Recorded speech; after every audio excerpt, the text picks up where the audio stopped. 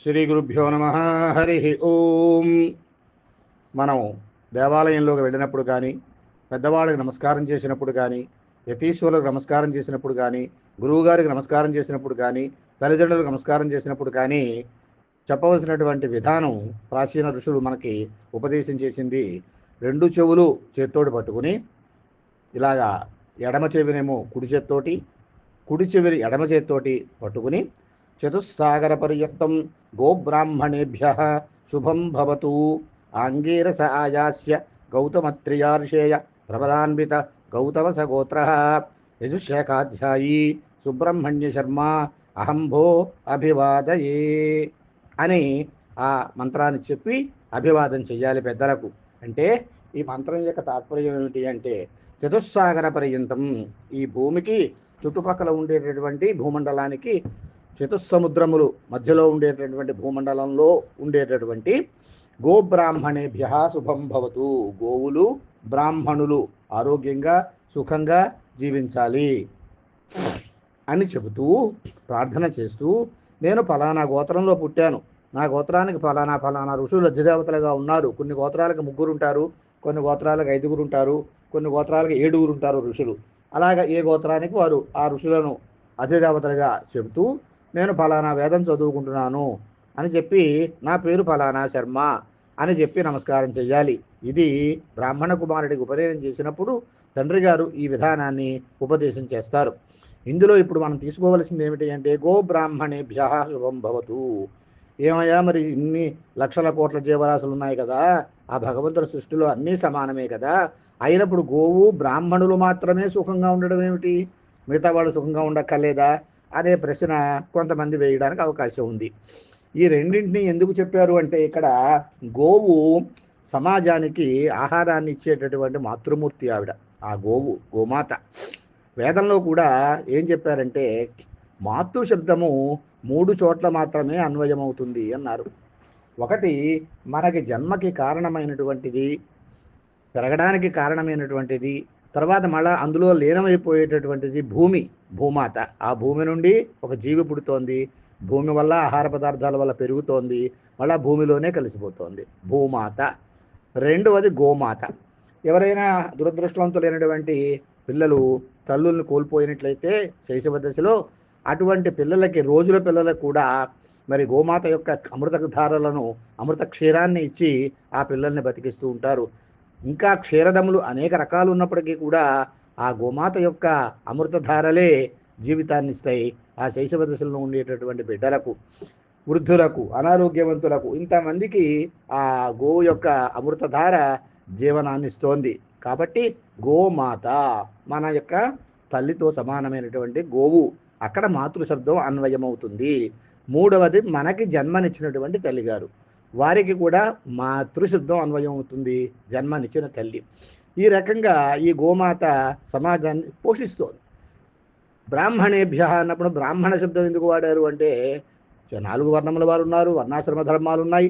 ఇవన్నీ మనకు భగవంతుడు ఇచ్చినటువంటి విధానాలే. సమాజంలో 4 వర్ణముల వారు ఉండవలసిందే. వాళ్ళ పరిధిలో వాళ్ళు చేయవలసినటువంటి విధిహితమైనటువంటి కార్యక్రమాలు చేయడం ద్వారా సమాజానికి సేవ చేయవలసిందే. బ్రాహ్మణుడు ఎంత అవసరమో మరి రైతు కూడా అంతే అవసరం. క్షత్రియుడు ఎంత అవసరమో వాణిజ్యం చేస్తూ ఎక్కడి నుంచో వస్తువులు పట్టుకొచ్చి జనాలకు అందుబాటులో పెట్టే వర్తకుడు కూడా, వైశ్యుడు కూడా అంతే అవసరం. కాబట్టి చతుర్వర్ణముల వారు అవసరమే సమాజానికి సేవ చేయడంలో. బ్రాహ్మణుని యొక్క ప్రత్యేకత ఏమిటి అంటే, ఆయన చిన్నప్పటి నుంచి కూడా వేదాంగములు చదువుకుని, ధర్మశాస్త్రాలు చదువుకుని, సమాజంలో ఉండేటువంటి వారికి మంచిని బోధిస్తూ జ్ఞానోదయం చేస్తూ ఉంటాడు. ఎవరైనా అజ్ఞానంగా ప్రవర్తిస్తూ ఉంటే వాళ్ళకి జ్ఞానబోధ చేసి మంచి మార్గాన్ని చూపించేటటువంటి పని ఈ బ్రాహ్మణోత్తమునిది. కాబట్టి సమాజాన్ని ఒక ఉత్తమమైన మార్గంలో నడిపించవలసినటువంటి బాధ్యత బ్రాహ్మణోత్తమునిది. గురుస్థానంలో ఉంటారు కాబట్టి ఆయన సుఖంగా ఉన్నట్లయితే సమాజం అంతా బాగుంటుంది అనే భావంతో గోబ్రాహ్మణేభ్య అనేటువంటి పదం వాడారని మనకి పెద్దవాళ్ళు చెబుతూ ఉంటారు. ఈ రకంగా గోవు యొక్క ప్రాశస్యము మనకి పురాణాల్లో కావచ్చు, వేదంలో కావచ్చు, చాలా చోట్ల చాలా ఎక్కువగా ఉంది. అనేక లక్షల జీవరాశుల్లో ఓ గోవుకి ఒక ప్రత్యేకమైనటువంటి గౌరవనీయమైనటువంటి స్థానం మనకి వేదం ఇచ్చింది. సర్వతీర్థమయీం దేవి వేద వేదాత్మికాం శివం సురభిం యజ్ఞస్య జనని మాతరం త్వాం నమామ్యహం అని ఇలాంటి మంత్రాల ద్వారా గోవుని మనం అర్చన చేస్తూ ఉంటాం, ఆరాధన చేస్తూ ఉంటాం. అంతవరకు ఎందుకండి, గృహప్రవేశం ఏందనుకోండి, మొట్టమొదటి తొలుతగా ఆ కొత్త ఇంట్లోకి ఆవుని ప్రవేశపెడతారు. ఆవు పాదాలతో తొక్కినట్లయితే ఆ గోమాత ఆ దూడ రెండూ కలిసి లోపల తిరిగినట్లయితే సమస్త శాంతులు జరుగుతాయని, భూత ప్రేత పిశాచాలు ఏమైనా ఉన్నట్లయితే పారిపోతాయని, లక్ష్మీప్రదంగా ఇల్లు ఉంటుందని ముందు గోమాతను ముందు లోపలికి తీసుకెడతాం. ఆ పూర్వకాలం నుంచి కూడా మహారాజుల యొక్క పరిపాలనలో కూడా గోవులే ధనము, సంపద. ఏ మహారాజు దగ్గర ఎన్ని లక్షల గోవులు ఉన్నాయో అని లెక్కించి ఆ మహారాజు యొక్క స్థాయిని గణన చేసేవారు. అందుకే రూపాయి కాసుల కంటే, బంగారపు కాసుల కంటే కూడా గోవులు చాలా ప్రాధాన్యత సంతరించుకున్నాయి రాజస్థానాల్లో. కాబట్టి అజ్ఞాతవాసం చేసేటటువంటి సమయంలో మహాభారతంలో మనం చూసినట్లయితే అక్కడ దక్షిణ గోగ్రహణము ఒకవైపు జరిపించి దుర్యోధనుడు అక్కడ వీరులందరూ వెళ్ళిపోతే, అదే సమయంలో ఉత్తర గోగ్రహణం జరిపించి ఉత్తరం వైపున గోవులన్నీ తోలుకొచ్చేస్తూ ఉంటాడు. అప్పుడు తప్పనిసరి పరిస్థితుల్లో మరి ఆ బృహన్నల ఉత్తర కుమారుడు వాళ్ళు ఆ గోవుల్ని రక్షించడానికి బయటకు పెడతారు. ఆ రకంగా అజ్ఞాతవాసాన్ని భంగం చేయాలనుకుని ఈ గోగ్రహణము అనేటటువంటి దాన్ని ఒక విధానంగా తీసుకుంటాడు ఆనాడు దుర్యోధనుడు. మరి విరాట్ రాజు యొక్క కొలువులో, వారి యొక్క సంస్థానంలో లక్షలాది రూపాయలు, కోట్లాది రూపాయలు ఖజానాలో ఉంటాయి. రూపాయల నోట్లు లేదా బంగారపు కాసులు దొంగిలించవచ్చు కదా, గోవుల్ని ఎందుకు తొలగిపోవాలి అంటే అది ప్రతిష్ట అన్నమాట. ఆ మహారాజు గారికి అప్రతిష్ట. ఆ గోవుని తొలగిపోయాడు శత్రువు వచ్చి అంటే, దాన్ని రక్షించుకోలేకపోయాడు అంటే ఆ మహారాజు అప్రతిష్ట.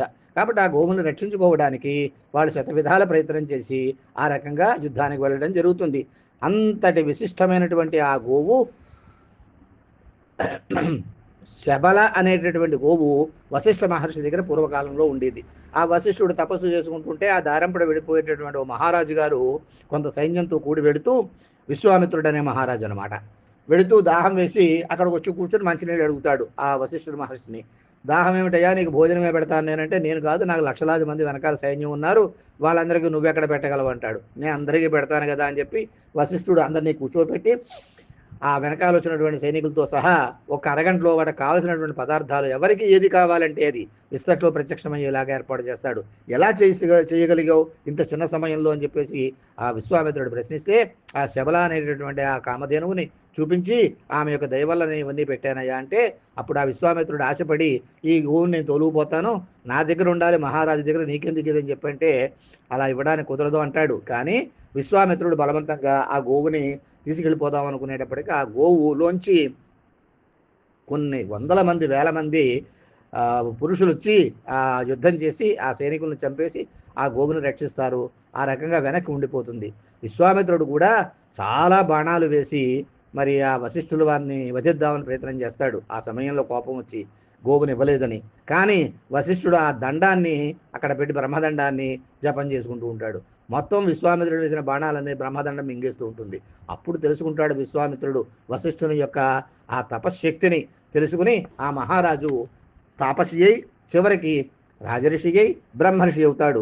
ఈ గోవు వల్ల అతడు తన జీవితాన్నే మార్చుకోవడం అనేది జరుగుతుంది.